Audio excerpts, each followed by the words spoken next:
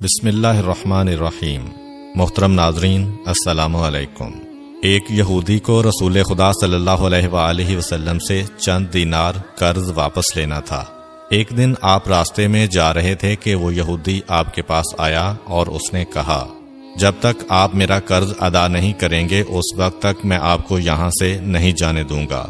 نبی اکرم صلی اللہ علیہ وآلہ وسلم نے فرمایا، اس وقت ادائیگی کے لیے میرے پاس کچھ بھی نہیں ہے۔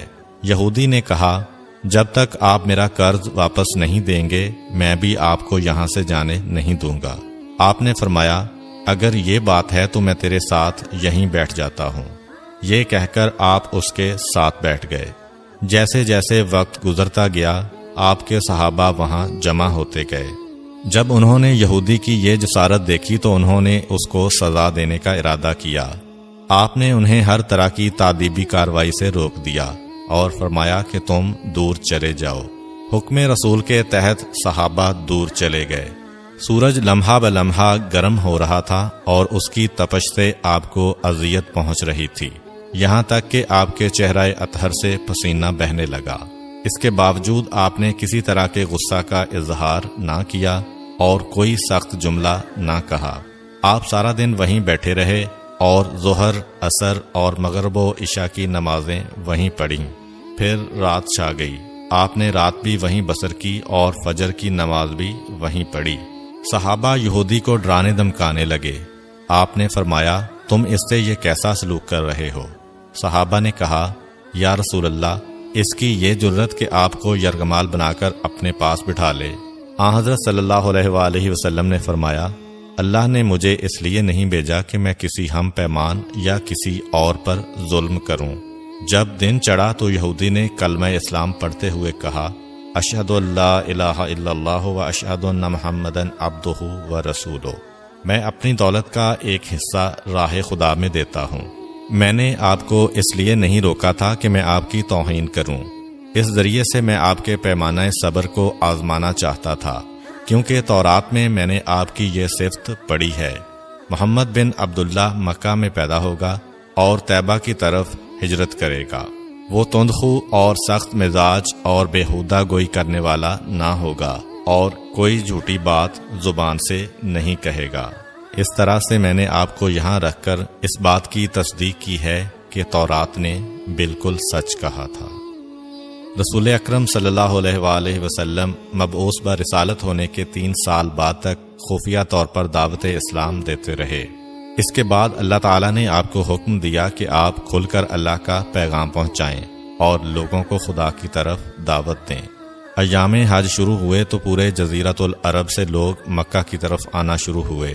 نبی اکرم صلی اللہ علیہ وآلہ وسلم کوہ صفا پر چڑھے اور آپ نے بلند آواز سے فرمایا، لوگو، میں اللہ کا رسول ہوں، تم اللہ رب العالمین پر ایمان لے آؤ۔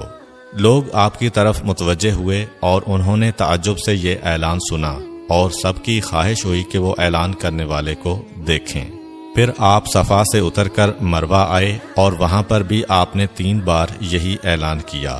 جب ابو جہل نے آن حضرت صلی اللہ علیہ وآلہ وسلم کا یہ اعلان سنا تو اسے سخت غصہ آیا۔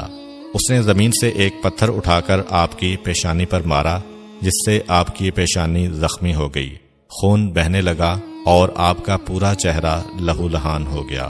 اس کے بعد تمام مشرکین آپ کو پتھر مارنے لگے۔ نبی اکرم صلی اللہ علیہ وآلہ وسلم مجبور ہو کر کوہ ابو قبیس پر چڑھ گئے اور ایک چٹان کے پیچھے جا کر چھپ گئے۔ مشرکین نے بھی آپ کا تعاقب کیا لیکن آپ انہیں کہیں دکھائی نہ دیے۔ ناکام و نامراد ہو کر انہیں واپس آنا پڑا۔ اسی اثناء میں ایک شخص نے حضرت علی علیہ السلام کو اس واقعہ کی اطلاع دی اور کہا کہ میرا خیال یہ ہے کہ محمد مارے جا چکے ہیں، نعوذ باللہ۔ یہ سن کر حضرت علی علیہ السلام کو شدید دکھ ہوا اور آپ ام المومنین حضرت خدیجہ الکبریٰ سلام اللہ علیہ کے پاس آئے اور ان سے کہا، میں نے سنا ہے کہ مشرکین نے رسول خدا صلی اللہ علیہ وآلہ وسلم پر سنگ باری کی ہے اور بعض لوگوں کا یہ گمان ہے کہ نبی اکرم شہید ہو گئے ہیں۔ آپ روٹی پانی اٹھائیں اور میرے ساتھ انہیں تلاش کرنے کے لیے چلیں، ممکن ہے ہمیں ان کا کہیں نشان مل جائے۔ آپ وادی پر نظر رکھیں اور میں پہاڑ کے دامن میں آپ صلی اللہ علیہ وآلہ وسلم کو تلاش کرتا ہوں۔ آپ روتے ہوئے آگے بڑھے اور آپ کہہ رہے تھے، یا رسول اللہ، ہمیں جواب دیں، آپ کہاں ہیں؟ میری روح آپ پر قربان، آپ کس وادی میں بھوکے پیاسے ہیں؟ آپ نے مجھے اپنے ساتھ کیوں نہ لیا تھا؟ حضرت خدیجہ رو رو کر فریاد کر رہی تھیں، کوئی ہے جو نبی مصطفیٰ کی مجھے خبر دے؟ کیا کسی نے انہیں دیکھا ہے جو مجھے ان کے متعلق بتلائے؟ اس وقت جبریل امین علیہ السلام رسول خدا صلی اللہ علیہ وآلہ وسلم پر نازل ہوئے۔ ان کے پیچھے ملائکہ کی بہت سی صفیں تھیں۔ انہوں نے حضرت صلی اللہ علیہ وآلہ وسلم سے کہا، خداوند جبار نے ہمیں آپ کے فرمان کی تعمیل کے لیے بھیجا ہے۔ اگر آپ چاہیں تو ہم اس قوم کو تباہ کر دیں گے اور ان کا دنیا میں کہیں نام و نشان تک دکھائی نہ دے گا۔ رحمت للعالمین نے فرمایا، میں نبی رحمت بنا کر بھیجا گیا ہوں، میں عذاب و انتقام کا حامی نہیں ہوں۔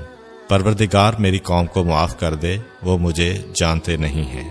جبریل امین علیہ السلام نے حضرت صلی اللہ علیہ وآلہ وسلم سے کہا، خدیجہ سلام اللہ علیہا آپ کو تلاش کر رہی ہیں۔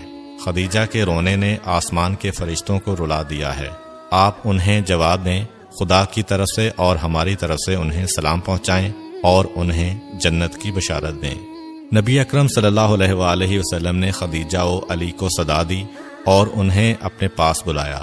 دونوں شخصیات آپ کی خدمت میں حاضر ہوئیں۔ انہوں نے آپ کی پیشانی پر پٹی باندھی اور گھر لے آئے۔ جب مشرکین کو معلوم ہوا کہ نبی اکرم صلی اللہ علیہ وآلہ وسلم اپنے گھر آ چکے ہیں تو انہوں نے گھر کا محاصرہ کر لیا اور سنگ باری شروع کر دی۔ حضرت علی علیہ السلام اور حضرت خدیجہ سلام اللہ علیہا آپ کا دفاع کرنے لگے۔ جب سنگ باری میں معمولی سا وقفہ ہوا تو حضرت خدیجہ گھر سے نکلیں اور انہوں نے چیخ کر کہا، فرزندان قریش، کیا تم سے حیا رخصت ہو گئی ہے؟ تم اپنے قبیلہ کی معزز اور محترم خاتون کے گھر پر سنگ باری کرنے لگے ہو۔ اگر تمہیں خدا کا خوف نہیں ہے تو دوسرے لوگوں کو اپنے اوپر ہنسنے کا موقع نہ دو اور اپنے لیے ہمیشہ کی ذلت و بدنامی تو نہ خریدو۔ جب مشرکین نے حضرت خدیجہ سلام اللہ علیہا کی گفتگو سنی تو ندامت کے مارے ان کے سر جھک گئے اور وہ شرمندہ ہو کر اپنے گھروں کو چلے گئے۔ نبی اکرم صلی اللہ علیہ وآلہ وسلم نے دعوت اسلام کا آغاز ان روح فرسا واقعات کے ساتھ کیا تھا۔ آپ پر کروڑوں سلام ہوں۔ آپ نے لوگوں کو گمراہی و ضلالت سے بچانے کے لیے قدم قدم پر تکالیف اٹھائیں اور صدمے برداشت کیے۔ امید کرتا ہوں کہ آپ کو آج کی ویڈیو اچھی لگی ہوگی۔ اگر آپ کو ہماری ویڈیو اچھی لگی ہے تو ویڈیو کو لائک کریں اور مزید اس طرح کی ویڈیوز دیکھنے کے لیے